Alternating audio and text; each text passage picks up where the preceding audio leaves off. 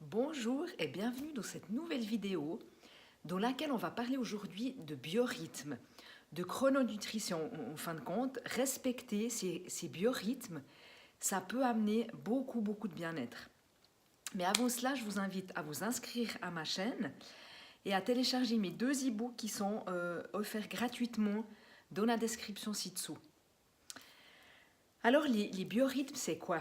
Eh bien, sachez que notre organisme, il fonctionne au cycle. C'est-à-dire que dans une période de 24 heures que comporte une journée, certaines fonctions, elles vont être plus intenses suivant les moments de la journée ou de la nuit. Donc ces rythmes, ils sont liés à l'alimentation et ils vont en fait définir les meilleurs moments pour prendre nos repas et la quantité idéale de nourriture à consommer selon les moments. Donc il y a 3 cycles qui sont quotidiens.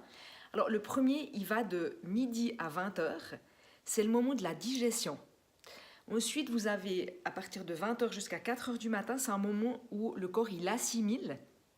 Et puis de 4 heures du matin à midi, c'est le moment de l'élimination.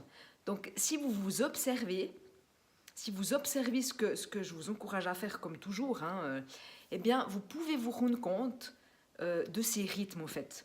Donc lorsque vous vous réveillez le matin, vous pouvez avoir la langue qui est chargée, qui est un signe en fait, de l'élimination des déchets et des toxines que le corps n'a pas utilisé.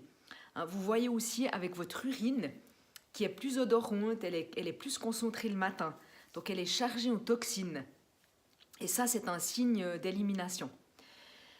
Si par exemple, vous mangez tard le soir, eh bien, le lendemain matin au réveil, vous allez vous sentir alourdi, vous aurez peut-être l'esprit embrouillé.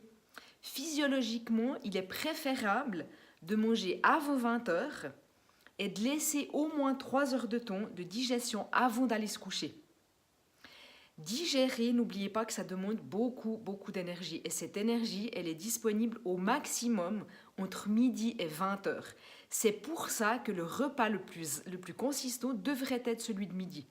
Car c'est à ce moment-là que votre feu digestif, notre capacité digestive, elle est la plus élevée en fait.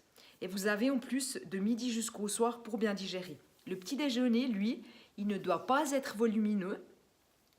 Et c'est préférable de consommer des aliments qui sont légers, qui ne perturbent pas le travail d'élimination de l'organisme. Et puis, il faut aussi respecter le temps de digestion avant de recommencer à manger, avant de reprendre votre repas de midi. Donc, respecter les cycles naturels de notre organisme, ça permet au corps d'effectuer son travail de façon optimale. Si vous mangez tard le soir, vous obligez votre corps à digérer, alors que lui, en fait, il commence sa phase d'élimination. Et du coup, ni l'assimilation, ni la digestion, elles peuvent se faire correctement.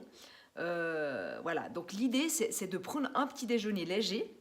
Si vous manquez d'idées, j'ai un e-book en fait, que je propose avec des idées de petits déjeuners dans mon blog. Donc vous pouvez aller voir. Ce sont des petits déjeuners qui sont très bien adaptés pour bien commencer la journée. Le repas de midi, il va être plus consistant. C'est le plat de résistance de la journée. Et le repas du soir, il est léger et pris tôt. Voilà, en espérant que cette vidéo vous ait inspiré et que ces informations vous aident à vous rapprocher d'une meilleure santé et d'une meilleure vitalité. À bientôt!